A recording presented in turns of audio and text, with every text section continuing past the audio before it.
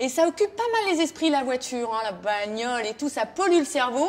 Donc pour savoir si on peut sortir de l'ère de l'homo automobilicus, nous allons accueillir notre philosophe maison, Vincent Cespedes, qui va nous dire si on est ou pas sur la bonne voie. Bienvenue Vincent. Merci. Bienvenue. Alors cette voiture finalement, ça n'est rien d'autre qu'un phallus.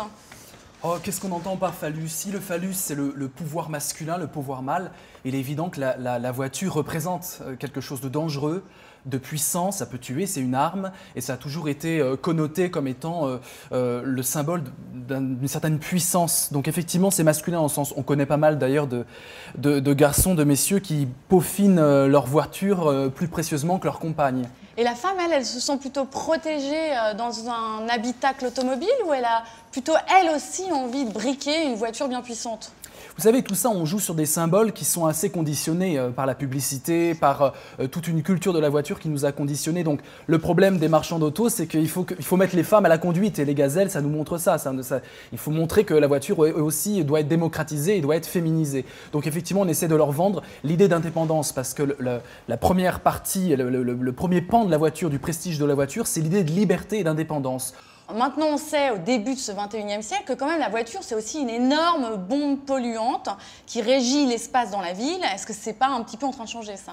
Aujourd'hui, la grande révolution avec la révolution écologique, c'est que la voiture devient un peu has-been. En tout cas, la grosse voiture polluante devient assez has-been, elle est assez ringardisée. On a un autre rapport. Ce rapport-là a déjà existé dans les années 68, 70, vous savez, quand les hippies ont commencé à couvrir la voiture de fleurs. On achetait plutôt un van et on était plutôt dans une ambiance d'un véhicule collectif et festif et pas du tout de quelque chose aujourd'hui d'individualiste. Donc aujourd'hui, on se déplace effectivement vers l'idée que la voiture, il y a un bon usage à avoir et que c'est plutôt une pollution, une intoxication, même spirituelle, on pourrait dire. Mais justement, Vincent, comment se traduit la civilisation de la voiture dans nos sociétés modernes?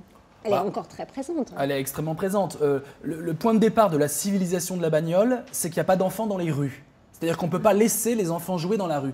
La bagnole, c'est d'abord ce danger-là. Il faut toujours, avant de traverser une rue, un espace public, regarder à gauche et à droite. La voiture est une sorte de prédation omniprésente et donc ça donne une urbanité violente, un rapport à la ville, ça régit nos villes. On a des villes qui sont réduites à l'idée, enfin, à une sorte d'égout à voiture, où on voit aux heures de pointe, quand les gens sortent des bureaux, on a vraiment les voitures qui envahissent la ville. Donc c'est une sorte d'expropriation des gens. On n'est plus dans notre ville, on est d'abord dans un parc automobile.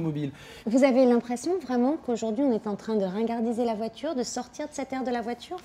Je pense qu'aujourd'hui, on commence à avoir d'abord des transports alternatifs. On a le vélo public, on a les transports en commun qui se multiplient et qui essaient d'être propres. La voiture est très encore présente dans notre imaginaire. On a toujours, même dans les films d'action, toujours la fameuse poursuite en bagnole. Mais on a un autre rapport, on pourrait qualifier néo-hippie avec la voiture. C'est-à-dire que le covoiturage va se développer, j'imagine. On a déjà des tentatives. Par exemple, le stop aujourd'hui, grâce à Internet, on organise des façons de circuler en stop.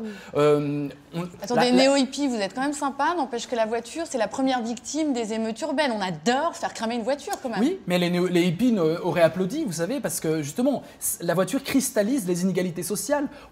En France, il y a 30 000 voitures environ qui brûlent tous les ans. Il y a un grand philosophe, Jean Baudrillard, qui a une phrase qui pourrait être provocante. Quelque chose se réjouit en tout homme.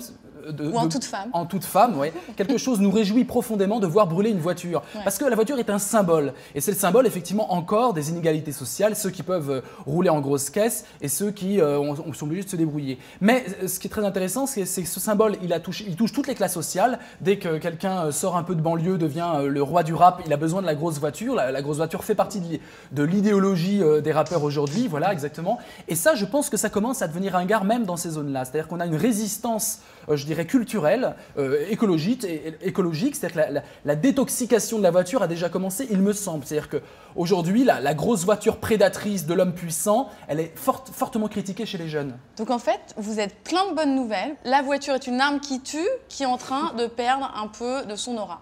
Oui, et puis au bout du compte, on va peut-être aller vers une multiplication des taxis. Et si la voiture disparaît, on aura toujours, comme on dit en Afrique de l'Ouest, taxi 11. Taxi 11, le 11 des deux jambes, c'est-à-dire marcher à pied.